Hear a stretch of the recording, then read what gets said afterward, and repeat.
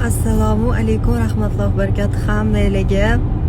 Kechagi savollarning ichida eng ko'pi eringiz bilan qanaqa qilib tanishgansiz va oilaviy hayot qanaqa ekan degan savol rosa ko'p yozishgan.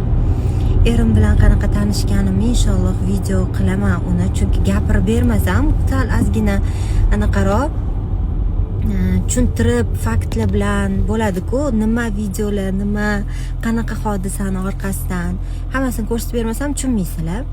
Ikkinchi masala, oilaviy hayot qanaqa ekan? Uyga qamalib qoldim. Почти uydan chiqmayapman. Juda ham важный hozir ishim bor, chiqdim. Atak munchaga uydan chiqazmayaptilar. Даже zalga bora olmayapman. Oringlarda zalga boradiganlar bo'lsa, nima deb beringlardan ruxsat olgansizlar, menga o'rgatib boringlar.